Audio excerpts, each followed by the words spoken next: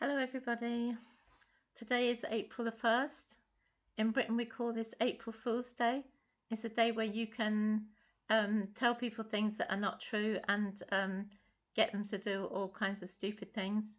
So I think one of the funniest April Fool's tricks I ever experienced in my life when I was still living in England was when I was working as a vet in Brighton, and there were three of us who were vets and we had three animal nurses, and two of us, me and the older vet, decided to play a trick on our colleague, and we got the woman from the shop next door to phone his wife at home and say to her that she was phoning from the Brighton Aquarium and that they had a sick dolphin that needed to be kept in isolation, and that she had heard that this woman's husband was a vet and that they had a swimming pool newly built, and could they please receive this sick dolphin in their swimming pool. And the woman got into quite a panic. What we didn't know was that they didn't yet have any water in their newly built swimming pool, because it was April, I suppose. And anyway, so the next thing, the wife of this vet, our colleague, phoned him, and he was in our room, and all in panic because they didn't have any water. So she told her husband that they would have to get water as soon as possible in their swimming pool because they were going to be soon receiving a sick dolphin from the Brighton Aquarium. Anyway, they they both believed it, as the vet and his wife. That was really quite funny. And my mother once led my father up the garden path, literally, because she told him on a Saturday, which was April the 1st, that his boss had phoned while he'd been taking the rubbish out and said that he had to go to an important meeting. So he put on his suit, and when he was walking down the garden path, my mum called out from the window, "April Fool!" Well, he was pretty upset about that, actually. He didn't think that was very funny at all. So yeah, so anyway, today's April Fool's Day, but I'm not going to fool you. I'm not going to tell you something that isn't true. I'm going to tell you the truth. So those of you who don't want to know the truth, or what I think about the truth and what I think is a lie, just turn off your video straight away, okay? Immediately. Okay, so you didn't turn it off, so you want to know what I'm going to talk about. I'm going to talk to you about reincarnation, and why I think, just because of the evidence of near-death experiences, that it can't possibly be true. So near-death experiences are very interesting. You can watch them on YouTube. You just write NDE or near-death experiences on YouTube. There are thousands of people who've had these experiences and who talk about them. I've seen hundreds, and it's very interesting what they experienced. They basically died either on an operating table or at the scene of an accident or in bed at home, and they talk about how they left their bodies and were able to look down on them.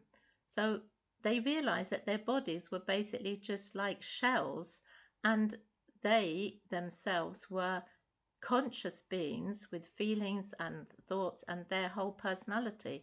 So these near-death experiences really show that consciousness survives bodily death, which is what Christians have always believed. So anyway, then what happens then is that they find themselves then in another world, a world beyond time and space, and they often meet family members who've passed on, and they can recognize them because these people who've passed on also have a spiritual body.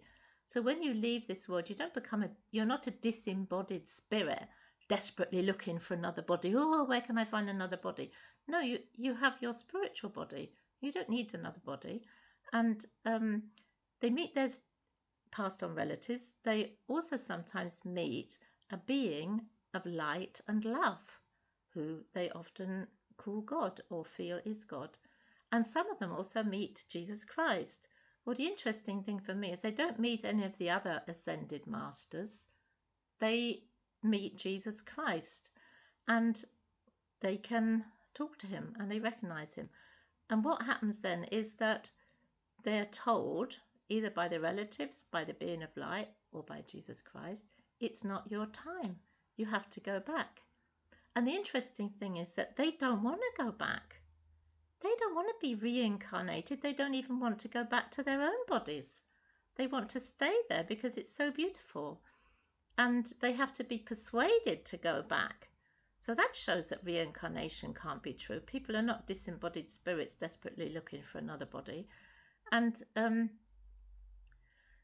another thing I think is a bit weird about these, this whole idea of reincarnation is the idea that if you have a little baby, it's not really your baby. It could be a 92-year-old Japanese grandmother who's just passed on and decided to reincarnate into your family in order to experience the Western world.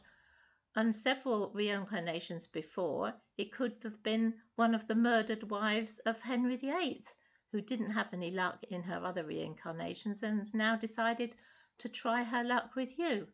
Well, I don't think that's very nice. Why would anybody want to believe in that? I think that's rather horrible.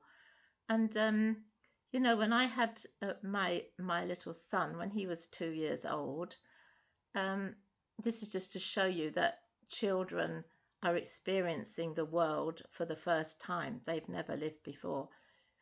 It was getting to the end of autumn. It was getting dark at the time he was going to bed.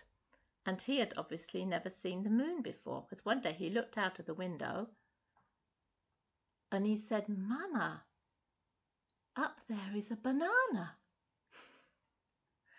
Now, some people will say, well, you forget everything. Well, how could you forget what the moon looked like?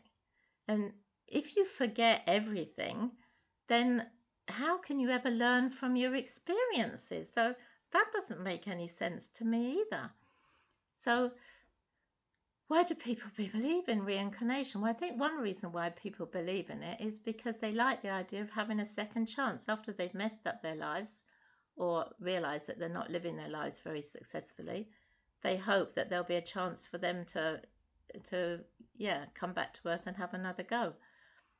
But look, Jesus can give you a second chance. No matter how much you've messed up your life, you can have a second chance with Jesus. So you don't need to wait and in the hope of getting another body.